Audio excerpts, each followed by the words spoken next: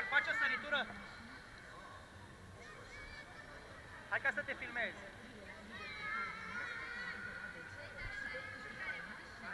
Hai, tati. Vedem pe domnul Andrei. Bună, Andrei! Da. Și Adelina? Adelina, fă așa la mami. Puteți să-i faceți dumneavoastră, așa? Vă rog? Așa, bravo! Să vă jucați să vă stropească. Opa! Și a treia oară îl scăpăm.